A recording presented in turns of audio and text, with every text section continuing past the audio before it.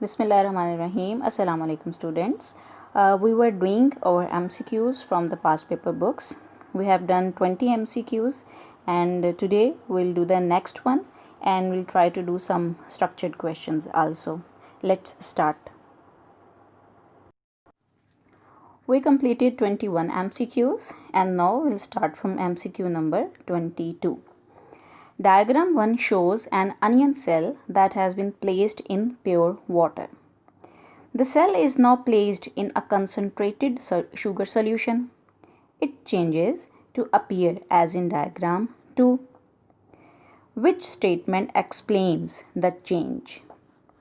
A option, sugar has moved into the cell. Sugar has moved out of the cell. Water has moved into the cell. Water has moved out of the cell. So the correct option, if we see, is that when we place the cell in a hypertonic solution, okay, and this is the solution of sugar, sucrose, and sucrose cannot cross the cell membrane, so there will be movement of water. Water is present in high concentration inside the cell and the water potential is low outside the cell. So the correct option for this question is option D. Water has moved out of the cell. MCQ number 23. Which liquid has the highest water potential at atmospheric pressure? Distilled water, leaf cytoplasm, root hair cell sap and soil water. इनमें से अगर हम देखें तो option B, C and D all are solutions, mean they contain some concentration of solute in it. But A option में distilled water mention है, तो distilled water is pure water, so the highest water potential will be of A option will be the right option and that will be distilled water. Okay. Now come towards the MCQ number 24. Which processes can take place in a root hair cell when oxygen is not available? When oxygen is not available, mean there is no provision of energy, because there could not be any cellular respiration, which is the process for the production of energy. So those reactions which are not energy dependent, ठीक है, वो reactions हो सकेंगे जो कि passive हैं, और जो एनर्जी डिपेंडेंट प्रोसेसेस हैं वो नहीं हो सकेंगे. अच्छा, अब यहाँ पर जो ऑप्शंस दी हुई हैं, option A is active transport only, B है डिफ्यूजन ओनली, सी है active transport and osmosis only, and D option is diffusion and osmosis only. So our right option is the option number D, क्योंकि ये D option में जो mentioned हैं diffusion and osmosis, they are passive processes, ये energy dependent processes नहीं हैं. चलें जी, next is the 25th MCQ. The table shows the concentration of some mineral ions in the root hair of a plant and in the soil around it. How are these mineral ions absorbed from the soil by the plant? अच्छा जी, mineral ion अगर हम देखें तो magnesium और nitrate ion बताए हुए हैं. Magnesium की जो कंसनट्रेशन है in the root hair cell is 75 and concentration in the soil is 15. Mean के मैग्नीशियम की रूट हेयर सेल्स के अंदर कंसनट्रेशन ज़्यादा है and this is present in low concentration outside the cell. Nitrate ion are in very high concentration inside the cell. Concentration in the root hair is 126 and concentration in the soil is 47, that is the low concentration. अच्छा जी, अब question ये है कि how are these mineral ions absorbed from the soil by the plant? अब plant ने इनको absorb करना है, ठीक है. अब ये किस प्रोसेस के ज़रिए एब्जॉर्ब होंगे? ओवरऑल अगर हम देखें तो सॉइल में concentration is low of both salts and the concentration in the cell is high of both salts. So ये दोनों प्रोसेसेस जो होंगे दोनों आइंस के लिए, वो एक्टिव ट्रांसपोर्ट का प्रोसेस होगा, क्योंकि मूवमेंट ऑफ आइंस हो रही है from low concentration towards the high concentration. So अगर हम ये ऑप्शंस में देखें तो ए में मैग्नीशियम भी एक्टिव ट्रांसपोर्ट और नाइट्रेट भी active transport. So option A is our correct option. Okay. Now come towards MCQ number 26. Identical pieces of potato are placed in sucrose solutions of different concentrations. After 3 hours, the mass of each potato piece is measured. Which graph shows the results of this experiment? ठीक है।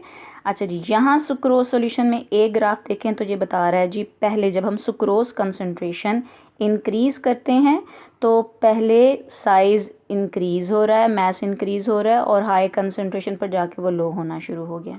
सो A graph is not correct graph.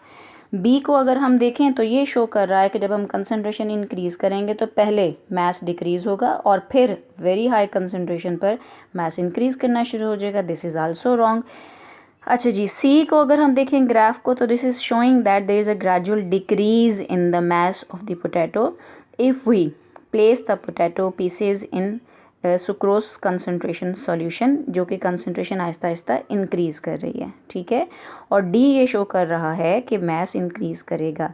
इन सब में अगर हम देखें तो हमारा जो ग्राफ सी है this is the correct graph, क्योंकि जो जो कंसंट्रेशन इंक्रीज़ होगी ज़्यादा हाइपरटोनिक सॉल्यूशन होता जाएगा, तो पोटैटो में से जो पोटैटो के पीसीज हैं उनमें से वाटर जो है वो एक्स ऑस्मोसिस के ज़रिए बाहर निकलता जाएगा, बाहर की तरफ मूव करता जाएगा, जिसकी वजह से जो मैस ऑफ पोटैटो है that will decrease. So high concentration से mass of potato will decrease. So graph C जो है this is our correct graph हो गया। ओके जी, MCQ नंबर 27, which of this processes require energy from respiration. तो अगर हम देखें तो बेटा डिफ्यूजन और ऑस्मोसिस दोनों ही पैसिव फिनोमेना हैं, तो दोनों के लिए ही एनर्जी नहीं चाहिए है, ठीक है। So option D will be our right option, कि डी ऑप्शन में दोनों प्रोसेसेस में एनर्जी रिक्वायरमेंट नहीं होती है because these are passive phenomena. MCQ number 28. Four identical pieces of potato are treated in two stages. As shown, which piece of potato will be largest after 2 hours? ठीक हो गया। MCQ number is 28. अच्छा जी, यहाँ अगर हम देखें तो A option में बताया हुआ है कि stage 1 boiled in water for 10 minutes, और उसके बाद है stage 2 placed in 10% salt solution for 2 hours. अच्छा, इसमें ये स्टेज 1 में हमने क्या किया कि जो पोटैटो के पीसीज हैं उनको पहले हमने 10 मिनट्स के लिए बॉईल किया और फिर हमने क्या किया कि हमने उसको 10% सॉल्ट सोल्यूशन में प्लेस किया 2 आवर्स के लिए, ठीक है। अच्छा जी, बी में क्या है कि अच्छा यहाँ देखें, अगर हम जब बॉईल कर लेते हैं ना तो बॉईल करने के बाद वो सेल नॉन लिविंग हो जाते हैं, तो उनमें कोई ना एक्टिव ट्रांसपोर्ट ना कुछ, वो मूवमेंट फ्री मूवमेंट हो जाती है। बी में है boiled in water for 10 minutes and placed in distilled water for 2 hours. C है unboiled and placed in 10% salt solution for 2 hours, and D option is unboiled यानी वो living cells हैं and placed in distilled water for 2 hours। अब ये distilled water है यानी कि pure water, और यहाँ पर water potential will be highest, तो जो हमारी ऑप्शन डी है this will be our correct option, कि अनबॉइल्ड जब हम रखेंगे पोटैटोज़ को और उनको हम डिस्टिल वाटर में प्लेस करेंगे तो there will be the maximum increase in size जब हम 2 आवर्स के बाद उसको हम जो पोटैटो के पीसीज हैं उनको जब हम ऑब्जर्व करेंगे।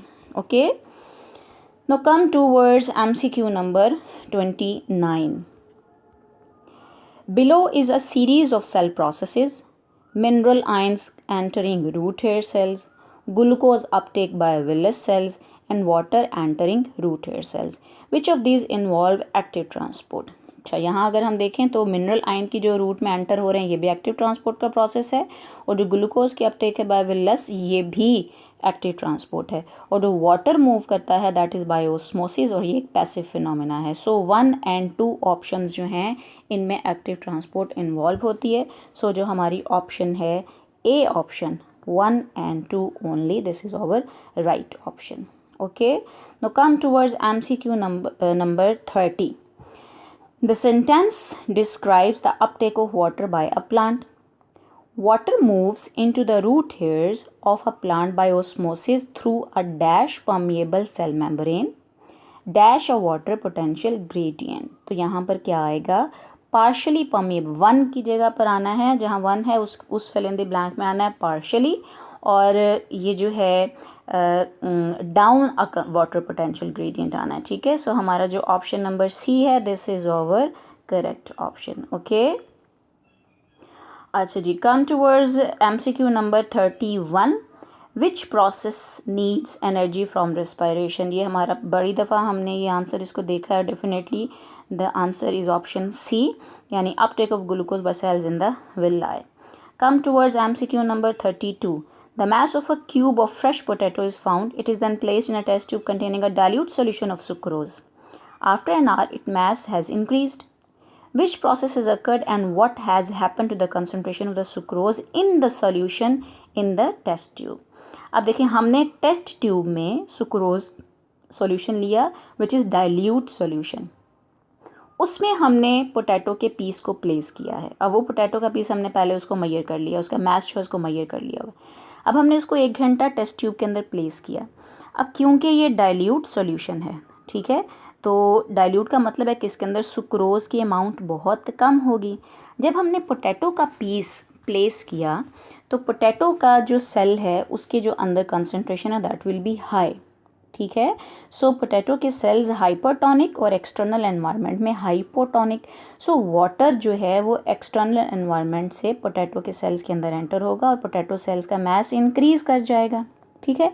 अब जो बाहर वाला सोल्यूशन है, जब उसमें से वाटर मूव करके सेल्स के अंदर गया है तो बाहर पानी का लेवल कम हो जाएगा, जिसकी वजह से जो सुक्रोज़ की अमाउंट ऑफ सुक्रोज़ उतनी ही रहनी है लेकिन कंसंट्रेशन वो ज़्यादा हो जाएगी क्योंकि वाटर जो है बीच में से रिमूव हो गया है, ठीक हो गया। तो यहाँ अगर आप देखो तो जो आपकी ऑप्शन डी है कि किस प्रोसेस के ज़रिए वाटर मूव करेगा, ऑस्मोसिस के ज़रिए, और जो सुक्रोज़ की कंसंट्रेशन है इनसाइड द टेस्ट ट्यूब वो इंक्रीज़ हो जाएगी क्योंकि अब जो आउटर एनवायरनमेंट है, जो आउटर सोल्यूशन है उसके अंदर वाटर की अमाउंट कम हो गई, सुक्रोज़ उतनी है, तो इन द एंड अगर हम देखेंगे तो कंसंट्रेशन उसकी जो है वो इंक्रीज़ हो जाती है। Okay, now come towards MCQ number 33। 33 में which process can only occur through a membrane. जो मेम्ब्रेन से होता है, एक्टिव ट्रांसपोर्ट भी मेम्ब्रेन से हो सकती है और ओस्मोसिस भी मेम्ब्रेन से हो सकती है। डिफ्यूजन के लिए मेम्ब्रेन का होना ज़रूरी नहीं है। ओके, सो यहाँ अगर हम देखें तो हमारी जो ऑप्शन सी है this is our correct option. MCQ number 34. Identical pieces of potato are placed in sucrose solution of different concentrations. After 3 hours, the mass of each potato piece is measured. Which graph shows the result of this experiment? ये बेटा repetition है, ये हमने इस तरह का किया है। यहाँ देखेंगे सुक्रोज कंसनट्रेशन अगर इंक्रीज़ करेंगे तो according to graph A mass increase कर रहा है, दिस इज़ नॉट पॉसिबल। अच्छा जी, यहाँ बी में अगर हम देखें तो पहले सुक्रोज कंसनट्रेशन इंक्रीज़ करने से मैस इंक्रीज़ हो रहा है, बाद में कांस्टेंट हो गया, दिस इज़ आल्सो रॉन्ग। अच्छा जी, सी में हमें क्या बताया हुआ है कि जी पहले सुक्रोज कंसंट्रेशन इंक्रीज़ करने से there is no change in the mass of potato, लेकिन फिर हाई कंसंट्रेशन पर डिक्रीज़ हो जाता है, this is also not true. ठीक है जी, ये वाला जो डी वाला ग्राफ है वो शो कर रहा है कि जो हम सुक्रोज कंसंट्रेशन इंक्रीज़ करते हैं there is gradual decrease in the mass of the potato pieces. So हमारी जो ऑप्शन डी है this is our right option. Okay, now come towards MCQ number 35। ये बेटा रेपिटिशन है, ये हमने प्रीवियस जो लेक्चर है उसमें किया था। 36 इज़ आल्सो रेपिटिशन, ये भी हमने कर लिया हुआ है।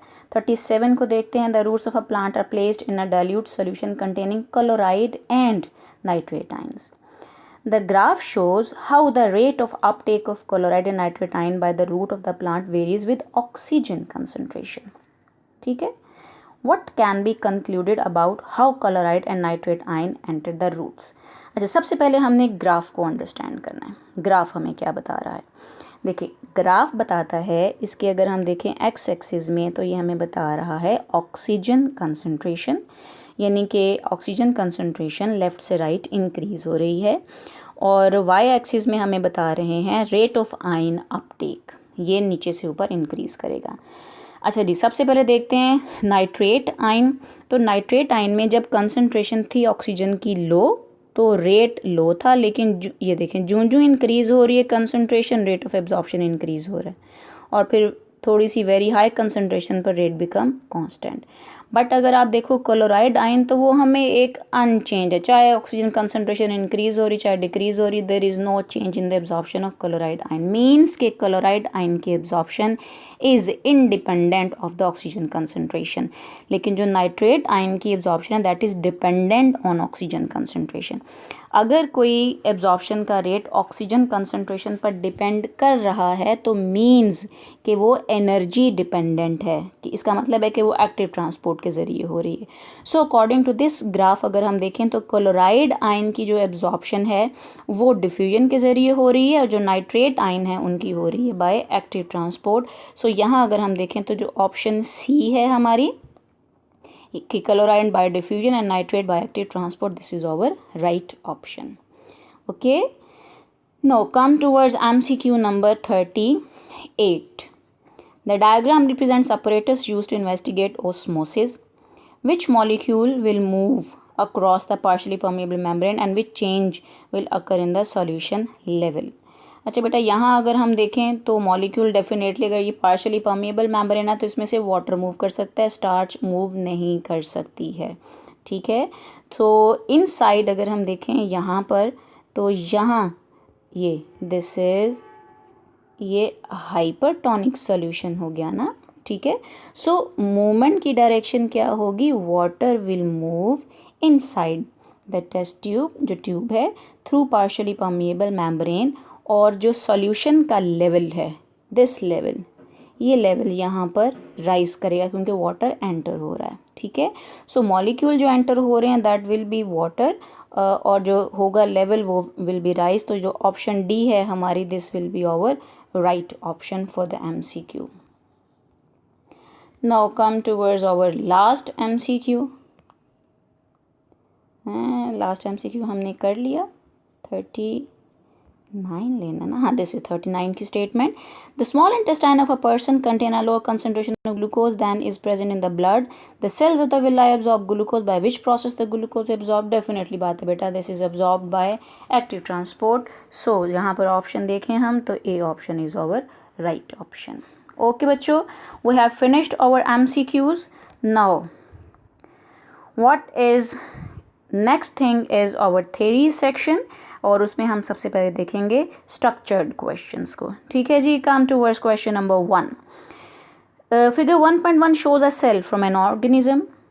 In which type of living organism are cells similar to the one shows in figure 1 पर normally found? तो आप देखो ये सेल क्या है, this is a plant cell. ठीक है, तो ये कहाँ पाया जाता है? पहले सवाल का जवाब हमारा हो गया कि this is found in the plants. State 2 reasons for your choice of the living organism in 1. हमने पहले क्वेश्चन में आंसर दिया है plants. Why is it, why we give this answer? हमने 2 रीजन्स बतानी है। तो इसमें number 1 reason is presence of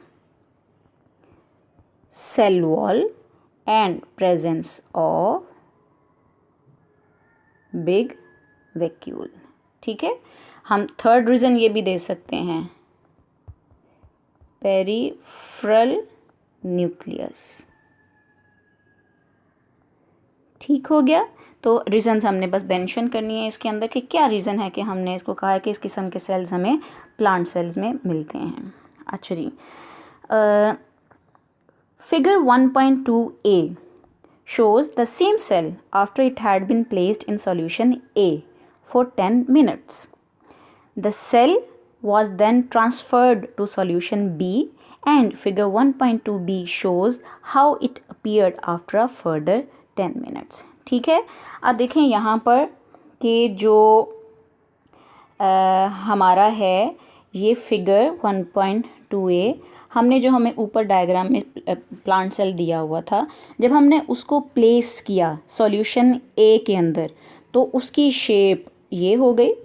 ठीक है, और जब हमने इसी सेल को सॉल्यूशन ए में प्लेसमेंट के बाद ये उसका फॉर्म चेंज आया, और जब हमने इसी सेल को सॉल्यूशन ए में से निकाल कर सॉल्यूशन बी में प्लेस किया तो उसके बाद जो सेल में है ये चेंज, वो सेल ऐसे का अपीयर होगा। ठीक है, now question B is explain what has occur to cause the cell to appear as it does in figure 1.2a।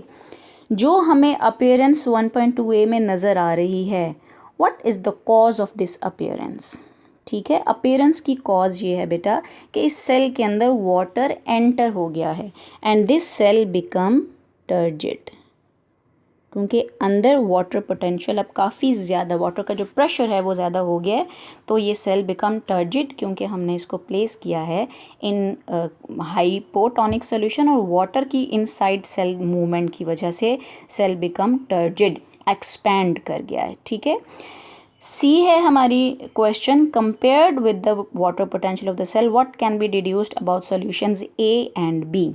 जो सॉल्यूशन ए होगा, जब हमने इस सेल को प्लेस किया तो सॉल्यूशन ए डेफिनेटली हाइपोटोनिक है, और जो सॉल्यूशन बी है क्योंकि इसमें सेल श्रिंक हो गया है, यानी कि सेल के अंदर से वाटर जो है वो बाहर मूव कर गया, इसका मतलब है कि जो बाहर की एनवायरनमेंट के अंदर सॉल्यूशन है दैट इज़ हाइपरटोनिक, उसका वाटर पोटेंशियल लो है जिसकी वजह से वाटर के अंदर से सेल जो है वो मूव आउट हो गया है। ठीक है, what will be found in region C in figure 1.2b at the end of the experiment, explain your answer. अब रीजन सी इज दिस, चलो मैं इसको क्लियर कर देती हूँ पहले, अब हम दोबारा इसको देखते हैं।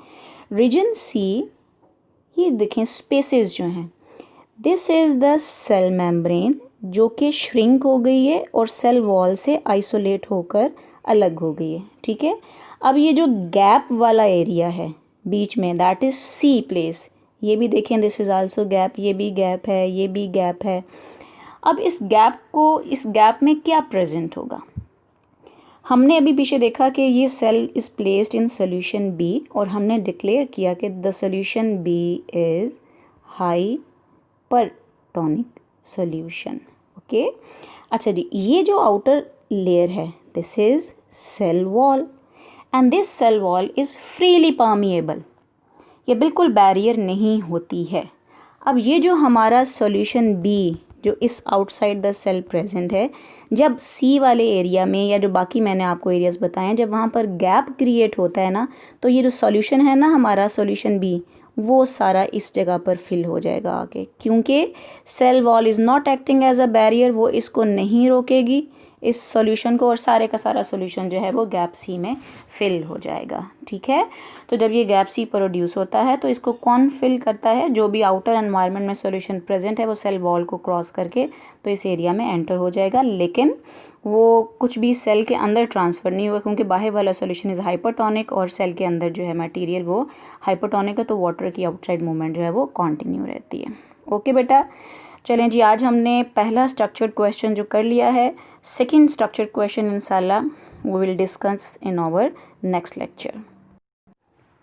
Sufficient for today, next time इंशाल्लाह we will start our next structured questions, कुछ देखेंगे हम, और कुछ में आपको ऐसे टाइप क्वेश्चंस का भी डिस्कस करेंगे हम। इंशाल्लाह we will meet in our next lecture tomorrow, till then अल्लाह हाफिज़।